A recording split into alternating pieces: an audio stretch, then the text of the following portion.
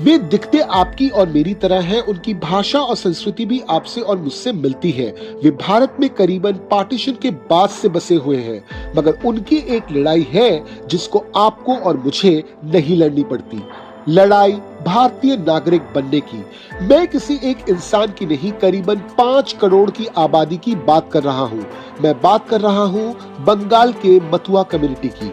चलिए आज पहचानते हैं इस कम्युनिटी को, किस तरह से भारत में रहकर भी इनको भारतीय नहीं माना जाता और किस तरह से पॉलिटिकल पार्टीज के लिए ये सिर्फ एक वोट बैंक है, उससे ज्यादा कुछ नहीं। पार्टीशन के वर्षों पहले 1860 में बंगाल के हिंदू समाज के नमःशूद्र जाति ने हिंदू समाज में हो रहे भेदभाव के विरोध में आंदोलन शुरू किया ब्रिटिश इंडिया के बंगाल प्रेसिडेंसी में, जो अभी बांग्लादेश में आता है, under the leadership of Harichand Thakur.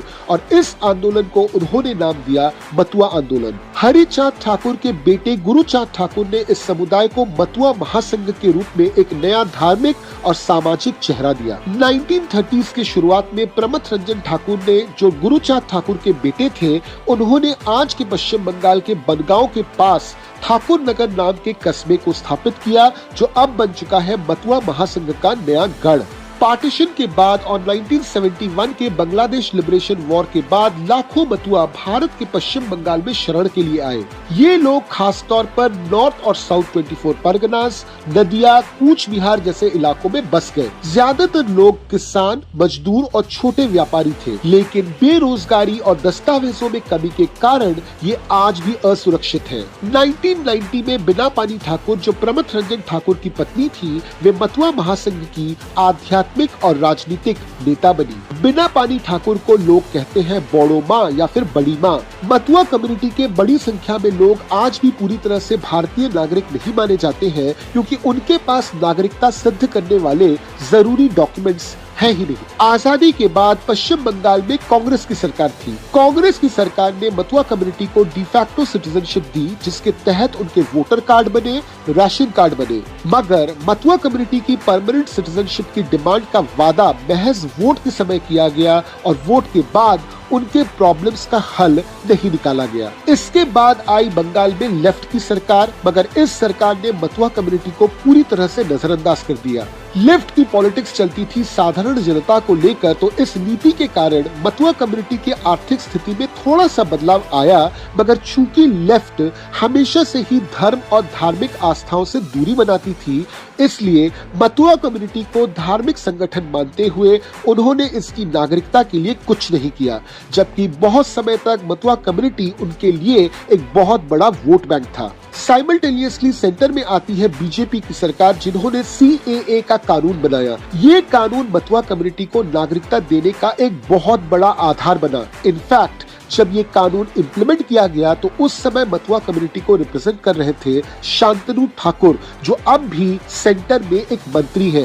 मगर इस कानून को जबरदस्त तरीके से इम्प्लीमेंट नहीं किया गया। मतुआ कम्युनिटी को नागरिकता की ओर नहीं ले जा सका ये कानून, जिसका सबसे बड़ा प्रमाण ये है कि सिर्फ कुछ हजारों ने ही CAA के तहत सिटीजनशिप के लिए अप्लाई किया है, जबकि मतुआ पॉपुलेशन फिलहाल 5 करोड़ के करीब है।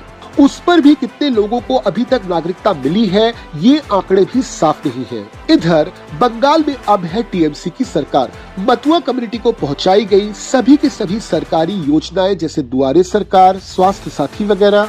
बिना पानी ठाकुर को दिया गया बंगाल का सर्वोच्च नागरिक सम्मान बंग विभूषण। हरिचांद गुरुचांद यूनिवर्सिटी बनाने का भी वादा किया गया, मगर उसी TMC सरकार ने CAA जैसे कानून और SIR जैसी प्रक्रिया का विरोध किया। मतुआ कम्युनिटी इतना कुछ झेल ही रही थी कि अब शुरू होती है SIR। भारत में वोटिंग के लिए नागरिकता जरूरी है, लेकिन स्पेशल इंटेंसिव रिविजन यानी कि SIR के कड़े नियमों के चलते आधे से ज्यादा मतुआ वोटर 2002 के लिस्ट से अपने आप को जोड़ ही नहीं पाए। ये इसलिए क्योंकि ज्यादातर लोग 1987 से पहले के निवासी होने के प्रमाण नहीं दे पा रहे हैं। इससे उनकी वोटिंग प्राथमिकता खतरे में है। इन्हीं परेशानियों को हल कर सकता था CAA, लेकिन CAA के नियमों के देरी के कारण उनकी मुश्किलें और बढ़ गई हैं। करीबन 25 से लेकर 50% लोगों के नाम SIR में कट सकते हैं। अब देखिए, फॉल्स नैरेटिव और कम्युनिकेशन के जंग में मैक्सिमम टाइम फॉल्स नैरेटिव ही जीतता है और इस वक्त भी वही हो रहा है। पॉलिटिक्स का एक वर्ग मतुआ कम्युनिटी को ये कहकर डरा रहा है कि अगर तुम्हारा नाम SIR में कटा तो तुम्हारी नागरिकता गई, मगर हकीकत को समझने की जरूरत है कि SIR या फिर इलेक्शन कमीशन ऑफ इंडिया ये तो डिसाइड कर सकता है कि किसे वोट देने का अधिकार है और किसको नहीं, मगर नागरिकता तय नहीं कर सकता। मतुआ समुदाय जो भारत के हृदय में रहता है आज भी अपनी पहचान और अधिकारों के लिए संघर्ष कर रहा है। मतुआ कम्युनिटी एक क्लासिकल एग्जाम्पल है भारत में चल रहे फॉल्स पॉलिटिकल नैरेटिव और वोट बैंक राजनीति की। मतुआ कम्युनिटी के साथ नाइंसाफी तो हुई, मगर सवाल है कि इनको इंसाफ कैसे मिलेगा। इस विषय में आपकी जो सोच है वो हमको कमेंट में जरूर बताइए। मैं आपसे वापस मिलता हूँ एक दूसरे वीडियो में एक दूसरे टॉपिक के साथ। जय हिंद।